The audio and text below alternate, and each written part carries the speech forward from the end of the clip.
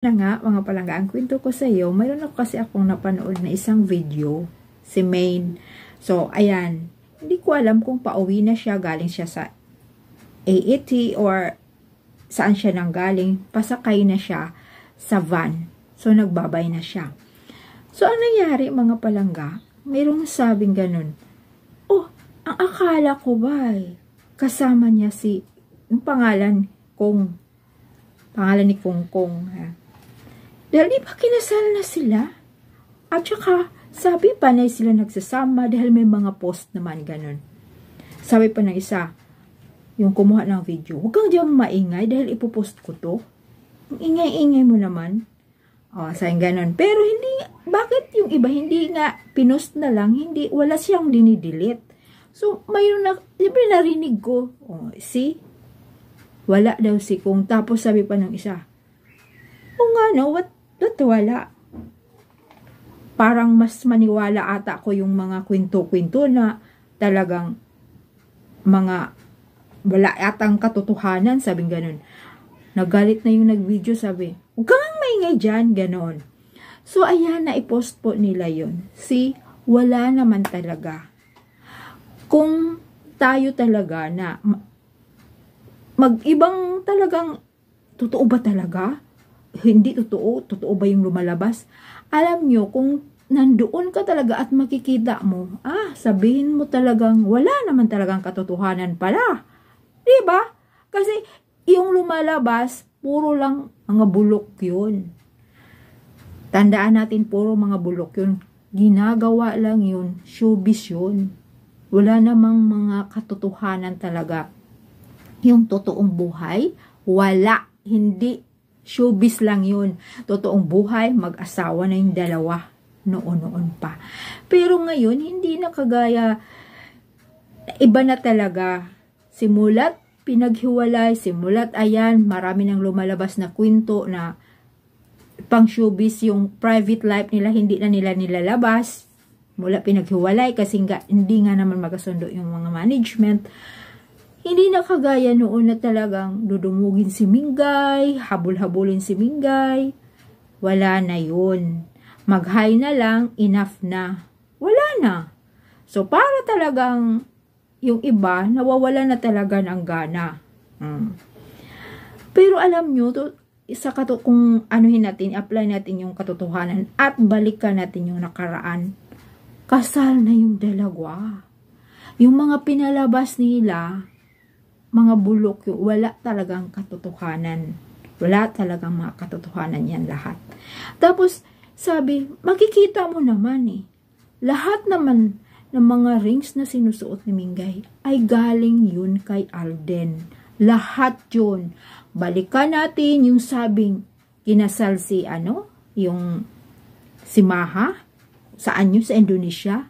Ang suot doon, kay Alden galing. Tapos pinupost pa ng kanyang mga fans, yung mga bulok na yung mga fans ni Kongge, na ayan, ito ang binigay ni Kongge. Nako, tandang-tanda yun, tinatandaan yun ng mga Aldab Nation, nakatago yan sa baul. Lahat ng pinupost ni Mingay noon pa ay nakatago ng Aldab Nation. Ayan ang singsing na sinuot noon sa kasal ni Maha. Ano pa nga ba? Bakit ipapareho ba ni Kongge yung mga binigay niya kung gawin natin katotohanan yung kasinungalingan na kasal? Kung halimbawa gawin, bakit pareho ba sa engagement din ni engagement na binigay ni Alden? Bakit magkakapareho? Lukuhan, di ba? Pag-isipan natin, mga palangga, dahil alam mo, talagang sinishare ko ulit yan sa inyo dahil marami pa rin talaga may nagko-comments na, wag nyo lang paniwalaan yan. Alam nyo, ganon. Daw ako, puro daw walang katotohanan. Nandoon nga ako, kung balikan ko, nandoon ako, basta pinapaniwalaan ko yung una, hindi sa ngayon na puro lang showbiz at siyempre pera.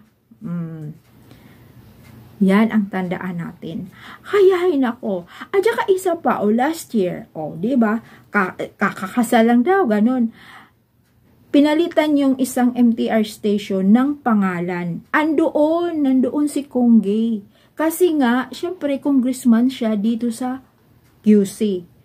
Bago lang kayo kinasal, wala namang wedding ring. Hindi mo sasabing nakalimutan. Hindi mo yung tatanggalin. Kasi, bago pa lang. Wala. O doon tayo sa katotohanan na talagang personal nakikita ng tao. Wala. Yun, tandaan po natin, walang-wala. Ni sinasabi ko yan sa vlog ko, ni nag-usap, hindi yan. Ni nagtawagan, hindi yan. Wala talaga. Puro lang yun, bulok. Kung balikan din natin, hindi, nandoon. Kasi talaga yung noon pa yung sabog, diba? Kung balikan natin, yung sabog pa talaga ang balita. Nasira na talaga. Alam mo, ginawaan lang yun, binabayaran si Kongge. Kunyari, magpunta talaga doon sa place na yun, ni Mingay kung nasaan siya nagbe-birthday. Yung ano pa yan siguro mga 2018, di ba? Before mag-pandemic. Oh, nandoon si Kongge, pero syempre, binabayaran nga para gawin nga talagang katotohanan. Kasi may proyekto yun si Kongge. Para din magiging blockbuster. Nakikisakay sa kanyang sa kanyang kasikatan. Kasi nga magkasundo dahil yung mga project din ni May noon ay sa Channel 2. O saan ba si Kongge doon sa Channel 2? O di magkasagwat sila. Inapakasikat pa ang Aldab kasi gustong buwagin yung Aldab Nation. Yung fandom ng Aldab Nation kasi ayan, nakafocus lang talaga sa Aldab. So, gustong paghiwalayin. So, yun ang ginagawa. Pero walang katotohanan. Lahat yan nagawa talaga ng may proof talaga ang Aldab Nation. Walang katotohanan, gawa-gawa lang. See? Mga palangga. Kaya, yun talaga ang pinapanghawakan namin. Hindi talaga humihiwalay. Kaya, nako, malapit na yan. Malapit na yan, aaminin ang dalawa. Lumalaki na po yung mga bata. Tapos, anuhin pa na, sabihin niya, wala daw anak. Sus, huwag na kayong maniwala doon. Huwag na kayong maniwala doon. Dahil maraming nakakita, kahit nga si Daddy Bay, nagpo-post ng mga pahiwatig sa side ni Alden, sila ang nagpo-post ng mga babies nilang dalawa. At, nako, kapatid niya nagsasabi na may asawa na yung kanilang